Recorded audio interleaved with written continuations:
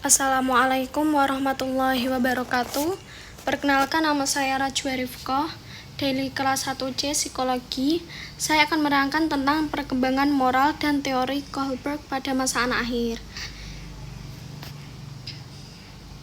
Perkembangan moral. Perkembangan moral adalah perkembangan yang berkaitan dengan aturan dan konvensi mengenai apa yang seharusnya dilakukan oleh manusia dalam interaksinya dengan orang lain. Santrop 1995. Anak-anak ketika dilahirkan tidak memiliki moral immoral, tetapi dalam dirinya terdapat potensi moral yang siap untuk dikembangkan. Jadi itu anak-anak dilahirkan dan tidak memiliki moral, tapi di dirinya terdapat potensinya. Karena itu melalui pengalamannya berinteraksi dengan orang lain, misalnya dengan orang tua, saudara, atau teman sebaya, guru, anak belajar memahami tentang perilaku mana yang baik, yang boleh dikerjakan, dan tingkah laku mana yang buruk, yang tidak boleh dikerjakan. Teori belajar sosial tentang perkembangan moral. Teori belajar sosial melihat tingkah laku moral sebagai respon atau atas stimulus. Dalam hal ini, proses-proses pengamatan, penghukuman, dan peniruan digunakan untuk menjelaskan perilaku moral anak-anak.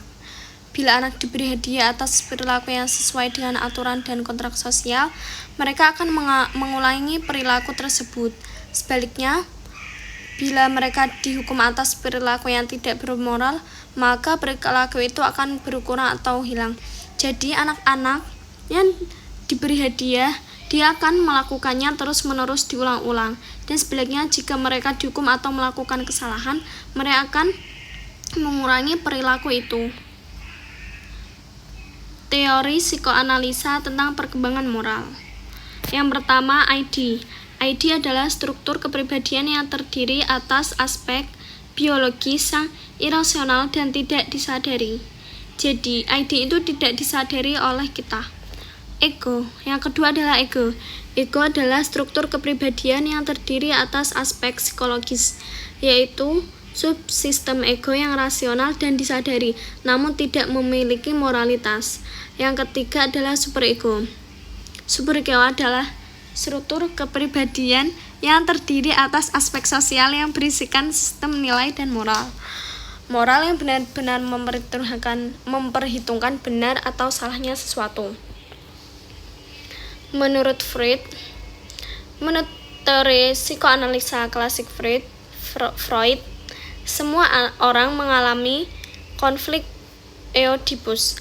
Konflik ini akan menghasilkan pembentukan struktur kepribadian yang dinamakan Freud sebagai superego. Ketika anak mengatasi konflik Oedipus ini, maka perkembangan moral dimulai. Teori Kohlberg pada anak akhir. Nah, teori Kohlberg pada anak akhir itu ada pada tahap 5 dan tahap 6. Tahap 5 itu kontrak sosial dan hak-hak individual. Tahap 5 adalah tahap 5 itu nilai-nilai, hak-hak, dan prinsip-prinsip melampaui hukum. Baik dipahami dan kaitan dengan nilai-nilai dan prinsip yang telah disepakati masyarakat. Validitas hukum dievaluasi dan diyakini bahwa itu harus diubah jika tidak mempertahankan dan melindungi hak-hak dan nilai-nilai dasar manusia.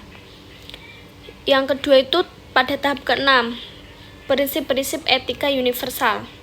Pada tahap ini, individu telah mengembangkan suatu kode moral internal yang didasarkan pada nilai-nilai universal dan hak-hak manusia yang mendahului aturan-aturan dan hukum-hukum sosial. Ketika dihadapkan pada konflik antara hukum dan nurani akan diikuti meski ini dapat melibatkan risiko pribadi. Terima kasih. Wassalamualaikum warahmatullahi wabarakatuh.